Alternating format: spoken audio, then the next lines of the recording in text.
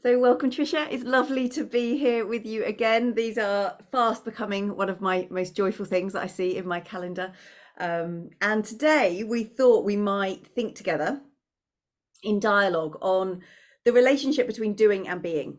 So obviously people that have been on a course or have read anyone else's work, that we often talk about, don't we? You know, the doing and the being of a thinking environment.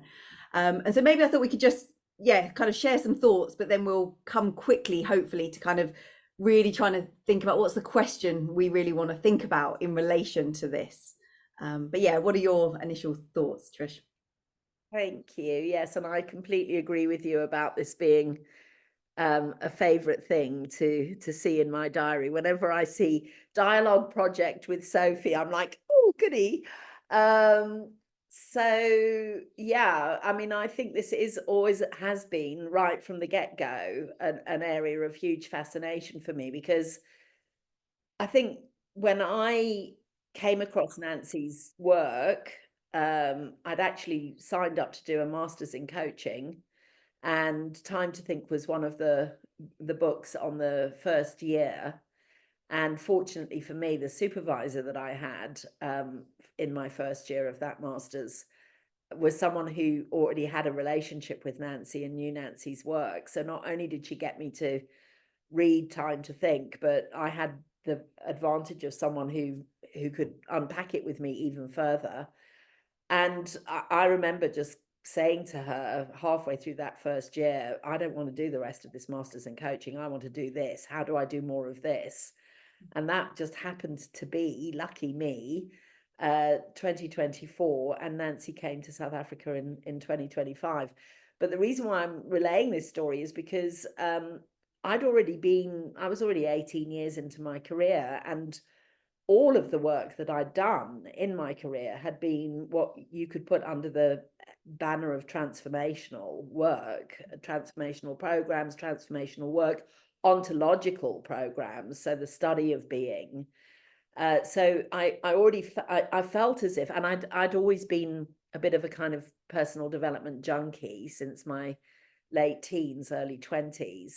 So I was probably a bit arrogant, and in fact, I was not probably, I was arrogant in thinking that, I'd kind of done personal development, which is hilarious when I think about it now. And so when I did the Thinking Partnership course, which was at that time the only course you could do, I had no idea. No idea. I mean, I can say that, like, I was completely unaware of what I was signing up for. And I think that's the case for people that come on the programs, or could be. I don't know how much, when people come on our programs, are they aware of the fact that because I was saying to you just now before we started the dialogue, I think people come into the programs with a doing mindset, whatever it is that they've connected with about the thinking environment that's made them want to sign up for a program. They sort of walk through the door going, okay, so tell me what to do in order to be able to think better, or in order to be able to listen better, because we live with a doing mindset, don't we? And then, hey presto, what you actually discover is this is, as we say, a way of being in the world. And you start to discover the implications of that for yourself.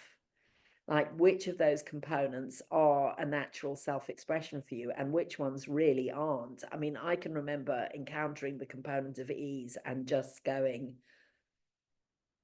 it's like, no way, Jose. I mean, I am never, ever, ever going to get there. And the journey that I've been on with that component alone has just been life altering. What do you think?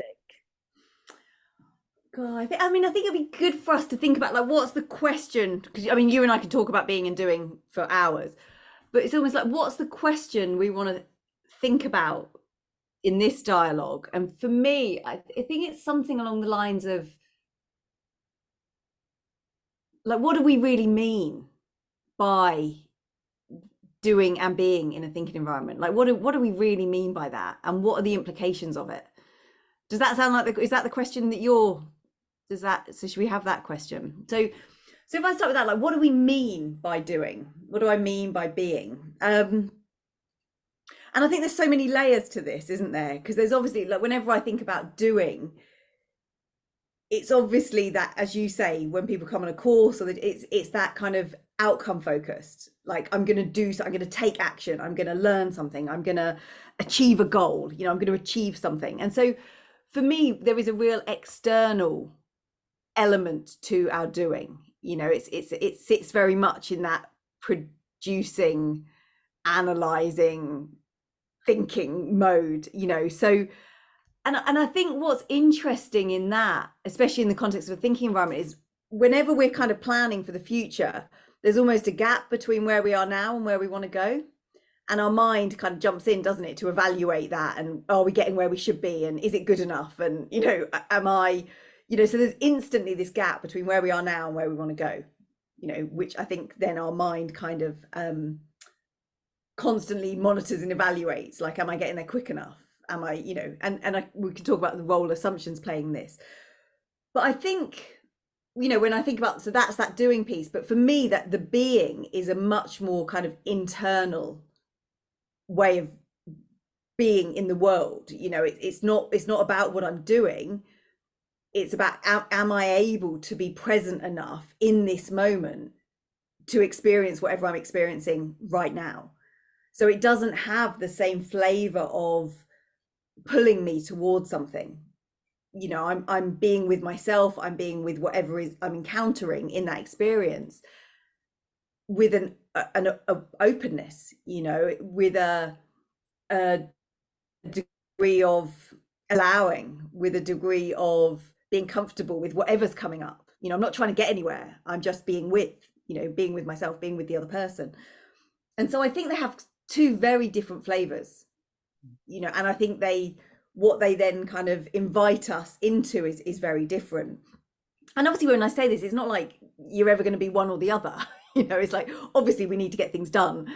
But for me, I think what the thinking environment has really invited me over the years is, how can I ensure that doing is done in a way that enables me to thrive?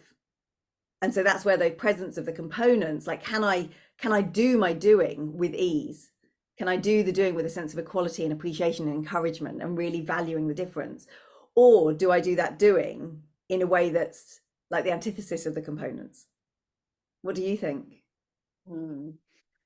Oh, I love being in these dialogues with you, because it's just, it's what we said when we did the first one on dialogue itself, which is that, where the person that you're in dialogue with takes it, that is so totally different from where I don't even know where we were going to go with that question, but where you've taken it, I just love where you've taken it. So thank you for that.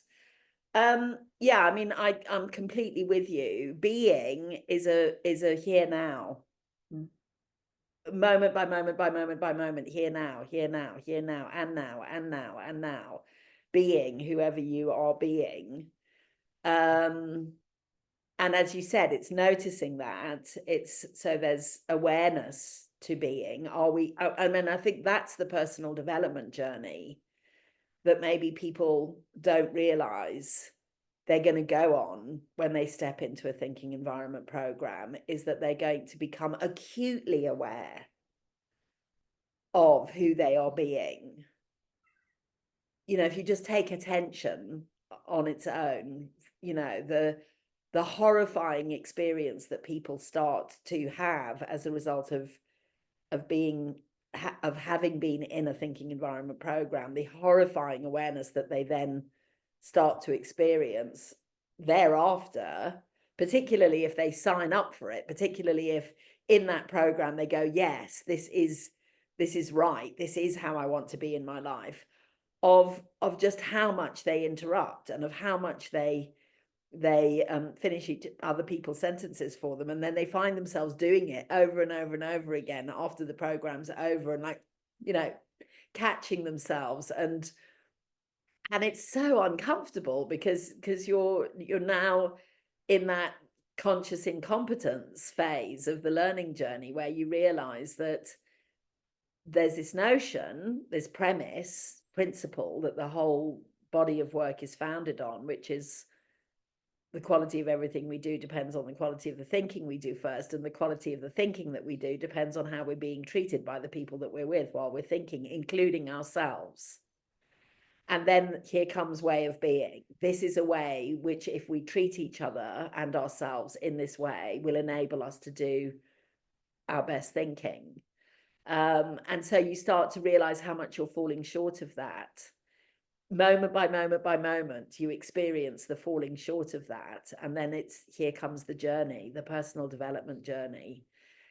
So what was fascinating for me about what you said, because I think you're absolutely right, when we're in doing mode, we're in not here now to a certain extent, because I'm where I'm focusing on is where I want to get to, and the gap that I'm experiencing between here now and where I want to get to. So doing is a constant projection out of being into and you said we could talk about the assumptions that are at play there, because often the assumption that's at play a lot of the time is where I am now isn't okay. It's, this isn't it, that one of those fundamental premises which seems to drive human behavior and the human mind is, this isn't it, and that will be it. When I get there, that will be it. And then of course we get there, and then it's it for about 3 seconds, and then the next not it shows up again.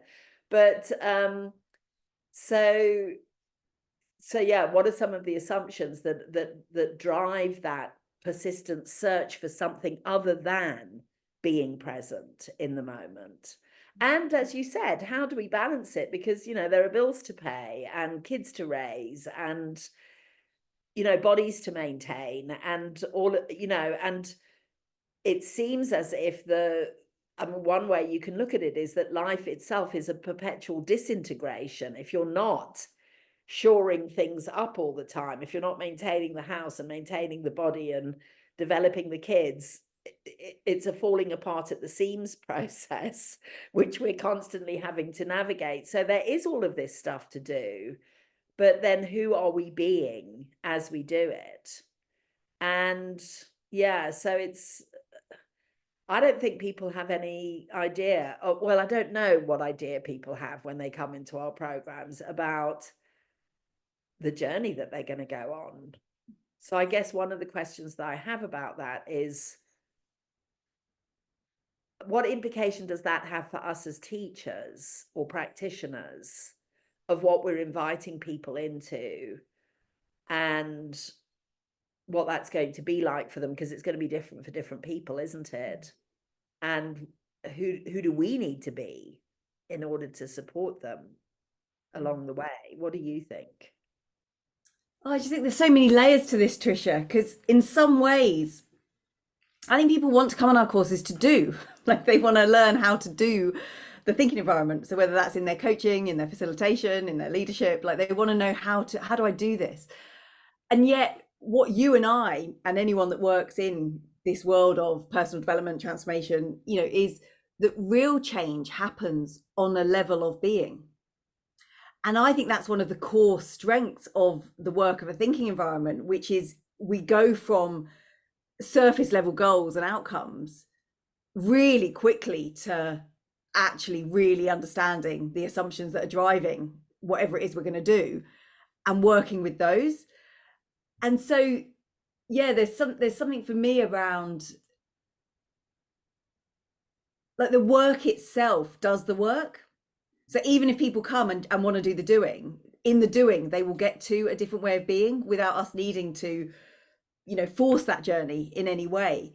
Because in some ways, for me, any one of the components is a doorway into a different way of being. So if just take attention. So if I'm really interested, like really genuinely interested in where you're going to go next in your thinking, I'm already in a way of being which is present, open, unattached, willing, happy with the uncertainty. I'm not projecting anything on you. I'm not requiring anything from you. So I'm fully in that moment without having to do anything, just by being attention or doing attention, I will be in a different way of being, which I think then enables people and invites people to do the thinking that's required over time, which changes our way of being, you know. But I don't think it's something that we have to I mean, I don't think you could force it, you know. I think, but I think it is inherent in this work that our way of being changes. Because not only when I'm being your partner, but every time I think for myself, I'm in that moment of thinking for myself. And I will be able, you know, to look at the assumptions, which again are assumptions are on a level of being, not the doing, you know. So I think there's something for me that is very invitational in this work that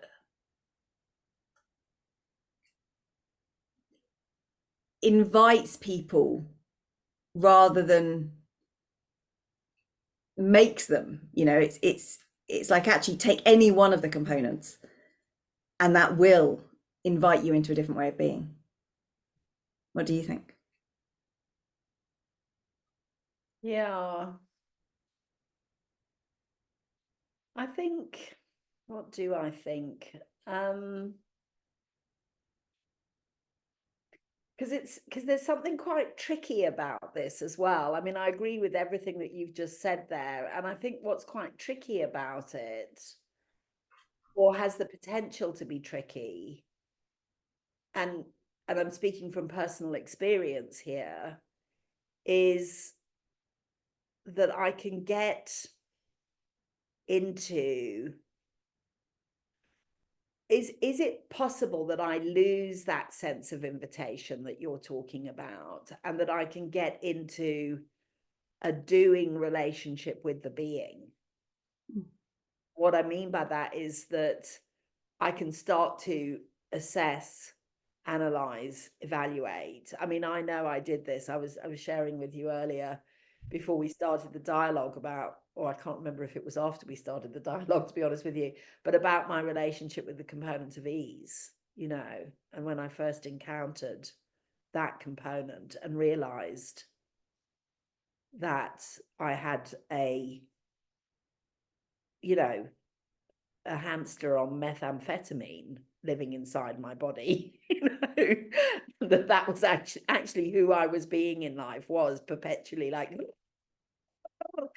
you know. And so then then I almost kind of got, right, okay, now I've got to get ease, you know. It's like the hamster went to work on ease, you know. So it is interesting what you're saying, that I guess what's real and true is that if you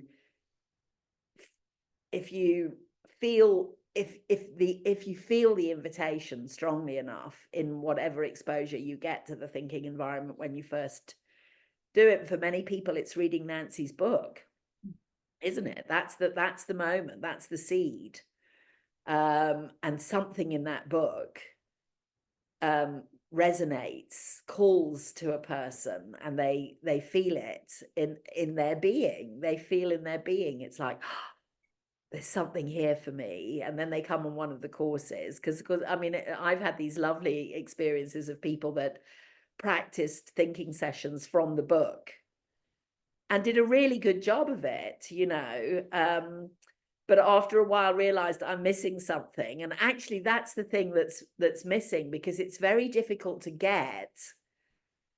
I mean, Nancy does an absolutely exquisite job of writing about the components, but to actually get the components, to get the way of being, you need to be in an experience of it to get them. And so I think often why people sign up on the courses, like, well, I read the book and I've been trying it with my husband and it's been going really well, but something's missing. The number of people that have said that to me, there's something I haven't quite got here. And then they have the experience of being in a workshop, and then they have the experience of being in a thinking environment, of what it feels like to be at the receiving end of someone who is genuinely interested and who's present with them and who isn't rushing them and who is being equal with them, even though they're the teacher and they clearly know way more than you, the student, knows, and they start to feel what that feels like.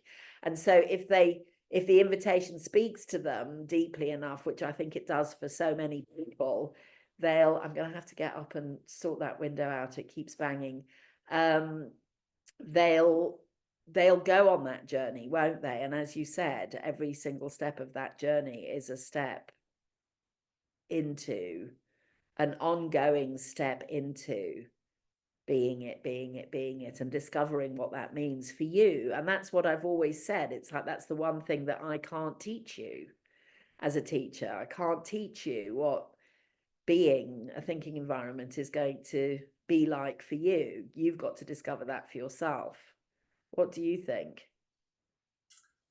Yeah, I think what's really interesting in this, Trisha, is it's almost the what we're bringing to the doing. So when it's like, oh, I want to do ease, like I want some of that. I'd like to buy that from the shop, thank you. Like, how do I get some more? Is again, that's in that desire to be anything other than you already are. You're already in a doing, because there's an assessment of, well, I'm not at ease and I need to get there, and therefore it's a goal and it's in the future, and if I work hard and I keep practicing, I'll do it. Whereas what ease as a way of being is, in this moment right now, I've got everything I need and everything is just fine, and I'm not projecting into this future.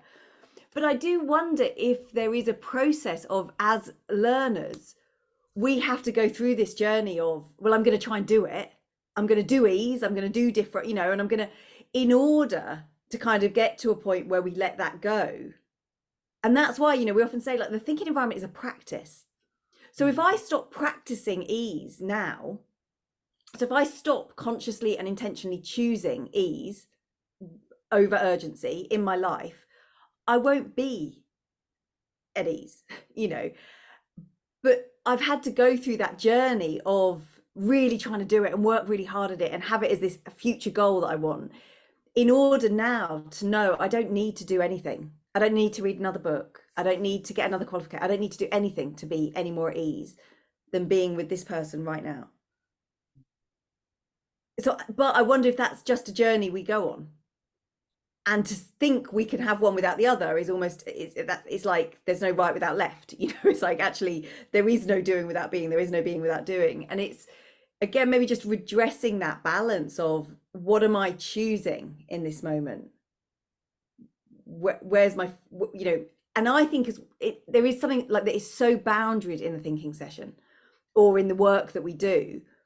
And I think, again, that invites, like, in this, if I'm with you for an hour, for this hour, what I'm choosing is a way of being which is conducive to thinking.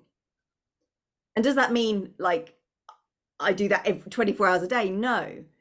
But it obviously over time and practice ripples out into the rest of my life.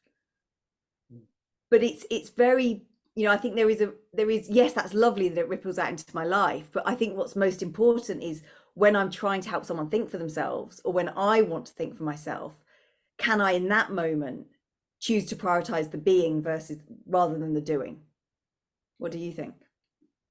Oh, it's so interesting. It's like that moment in dialogue where you've got, like, all these different threads. I remember my first ever sort of transformational ontological teacher. One of his favorite sayings was, there is no such thing as being except being in the world.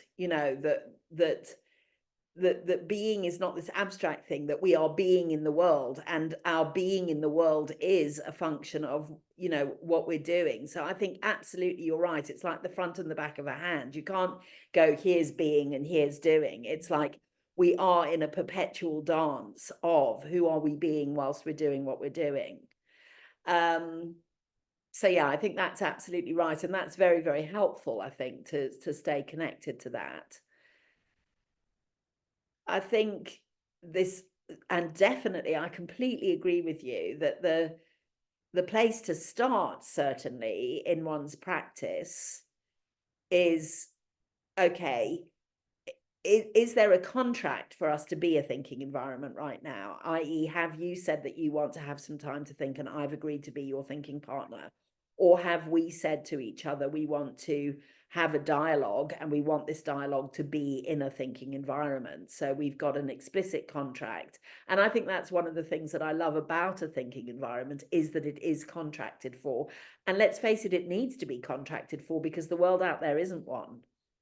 I mean, the world is constituted in along the lines of the exact opposite of the components.